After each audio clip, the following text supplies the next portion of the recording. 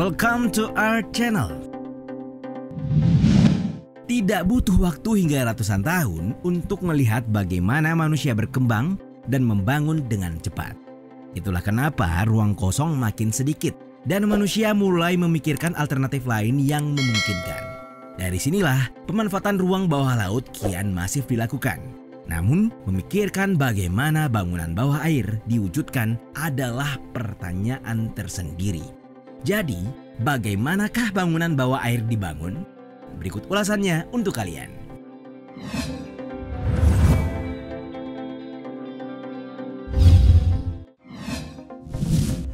Cover dam. Pertanyaan paling dasar ini mungkin hadir untuk mewujudkan bangunan bawah air, yakni bagaimana mungkin sebuah struktur dapat diletakkan di bawah air. Sederhananya, kalian perlu meletakkan pondasi di dasar dan itu menjadi mustahil jika air menggenangi. Nah, dari sinilah kehadiran cover dam menjadi penting dan mewujudkan ketidakmungkinan tersebut. Jika kalian menemukan struktur sementara yang dibuat di dalam badan air untuk mengeringkan suatu daerah, maka itulah cover dam. Kehadirannya sangat penting untuk proyek konstruksi lepas pantai.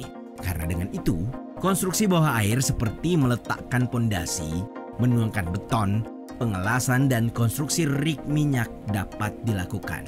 Struktur temporer ini terdiri atas tumpukan sheet pile yang akan menjadi pembatasan luar guna menghalangi air atau tanah masuk ke area kerja. Nantinya di bagian bawah sheet pile ditempatkan segel beton agar tidak ada air yang merembes. Adapun air yang masih tersisa di area kerja ketika sheet pile dan segel beton diterapkan, selanjutnya membutuhkan alat bantu berupa pompa air untuk mengeringkan area. Cara ini juga dikenal aman. Hanya saja harga yang mahal menjadi satu-satunya kelemahan cover dam.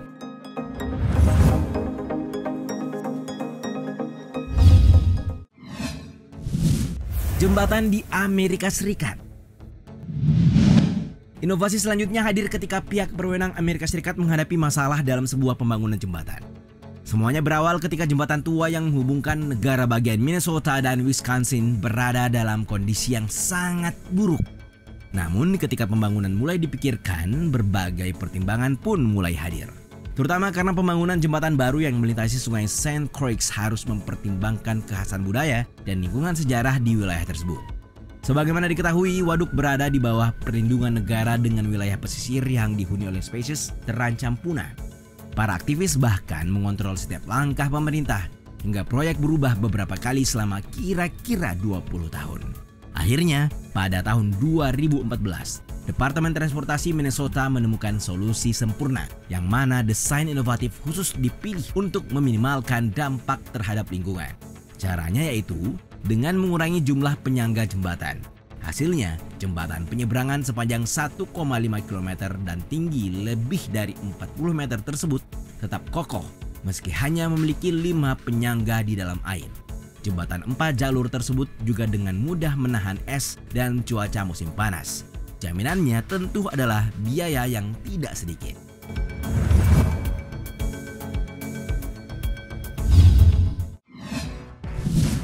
Ladang angin di laut. Pada dasarnya, ladang angin alias wind farm bisa kalian temukan di darat maupun laut. Memikirkan bahwa kumpulan turbin angin dibangun di darat sepertinya lebih memungkinkan. Tapi bagaimana dengan ladang angin di lepas pantai? Untuk kita ketahui, komponen untuk turbin angin lepas pantai sama saja dengan yang di darat. Hanya saja struktur menara yang berada di dalam air menemui tantangan tersendiri. Mengingat, sebagian besar turbin angin lepas pantai ditempatkan di perairan hingga 30 meter. Struktur menara pun biasanya terdiri atas struktur kolom tunggal alias monopiles yang besar. Sementara untuk turbin angin di perairan yang kedalamannya mencapai 80 meter, digunakan struktur menara tripod. Karena di perairan yang lebih dalam tidak mungkin untuk menggunakan pondasi menara. Turbin angin terapung akhirnya dikembangkan meski masih dalam tahap eksperimental. Tapi, pernahkah kalian memikirkan mengapa turbin angin lepas pantai sedang gencar-gencarnya diupayakan? Faktanya turbin angin lepas pantai memiliki kapasitas daya dalam kisaran 5-7 MW, sedangkan turbin angin di darat hanya berada pada kisaran 1-3 MW. Memang angin yang berhembus di laut lebih kuat dan lebih konstan. Selain itu, kederaan turbin angin di laut meminimalisasi kebisingan yang pada umumnya disebut mengganggu.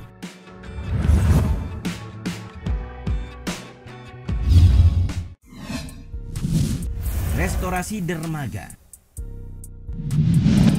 Menurut kalian, apa yang lebih sulit dari membangun objek besar di dalam air? Setujukah kalian jika jawabannya adalah merenovasi apa yang sudah ada? Jika masih ragu, kalian bisa berkaca pada kerja keras perusahaan pengembangan Victoria ketika membangun kembali Princess Pier di tepi pantai Melbourne. Princess Pier merupakan struktur dermaga kayu terbesar kedua di Australia yang dibangun antara tahun 1912 dan 1915 oleh Melbourne Harbour Trust. Bersama dengan stasiun yang berdekatan, kompleks ini merupakan contoh fasilitas pengiriman pra-kontainer dan memiliki sejarah sosial yang terkait dengan imigrasi, perdagangan, dan peristiwa dua perang dunia. Namun, kerusakan akibat kebakaran di Princess Pier telah menyebabkan sebagian besar bangunannya dibongkar, kecuali gerbang yang sekarang dilestarikan dan dipugar. Jadi, bagaimana sulitnya restorasi berlangsung? Pada kenyataannya, dermaga tidak dapat menahan alat berat yang dibutuhkan untuk melakukan pekerjaan. Tetapi penting untuk mengingat bahwa masalah modern membutuhkan solusi modern pula. Menyadari itu, dua tongkang jack up 300 ton dan derek prayap 120 ton diperadakan, hingga penyelam profesional yang juga terlibat dalam rekonstruksi fasilitas.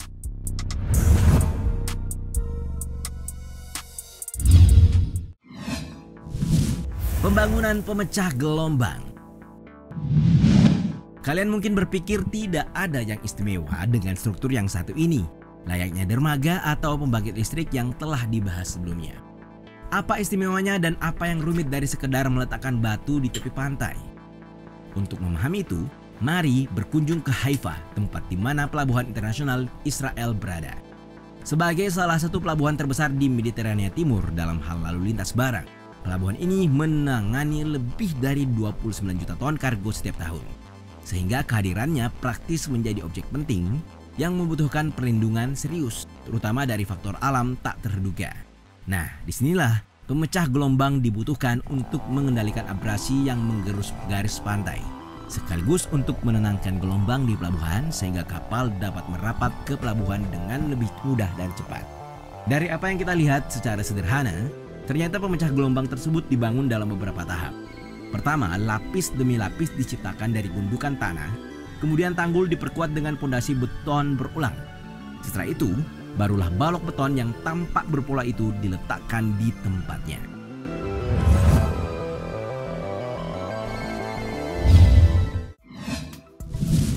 Pelindung banjir. Pada September 2017, anggaran sekitar 6,5 juta dolar dikeluarkan dengan dalih melindungi warga dari banjir untuk waktu jangka panjang. Ya, pembangunan sistem keamanan tersebut dibangun di Pulau Helling, Inggris dengan dalih garis pantai mulai runtuh dan 1.800 rumah bisa saja kebanjiran. Memikirkan bagaimana cara membangunnya tentu saja bukan perkara mudah. Pada tahap pertama, konstruksi saja misalnya, dianggap sebagai yang paling sulit karena gelombang konstan terus-menerus mengganggu pengerjaan konstruksi. Alasannya, meski meletakkan batu dan meratakan pasir di tempatnya mungkin tampak relatif mudah, tetap saja alat berat bekerja di pantai selama 6 bulan lamanya. Selama itu berlangsung, sekitar 70.000 ton batu yang diimpor dari Norwegia disulap menjadi tembok pelindung sepanjang 650 meter. Selain itu, 25.000 ton kerikil tersebar untuk menahan naiknya permukaan laut dan meningkatkan area pantai.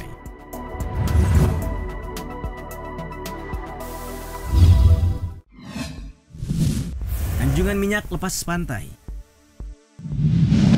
Pembahasan berikut mungkin akan memberikan jawaban dari pertanyaan lama kalian, yaitu bagaimana rig pengeboran minyak super besar bisa dibangun di tengah laut. Demi menjawab itu, mari berkunjung ke Teluk Meksiko untuk melihat bagaimana anjungan minyak terapung terbesar dibangun oleh ratusan insinyur.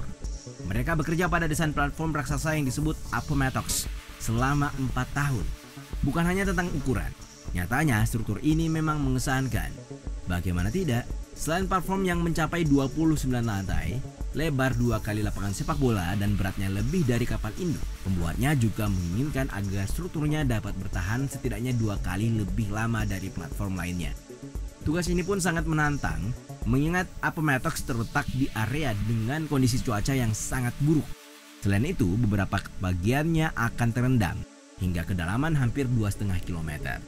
Karena itu, mereka sampai meminta bantuan ahli kimia untuk selanjutnya konstruksi benar-benar dimulai. Bahkan butuh 2 tahun untuk membangun 4 modul raksasa yang membentuk bagian atas platform, yang mana setiap modul memiliki berat lebih dari 10.000 ton. Jika ditanya bagaimana bangunan bawah air dapat diwujudkan, maka jawabannya adalah kemajuan teknologi. Seperti yang kita lihat, kemajuan teknologi membuat manusia bisa mewujudkan apapun yang sebelumnya dianggap mustahil untuk dilakukan. Kira-kira capaian apa lagi yang bisa diwujudkan oleh manusia di masa depan?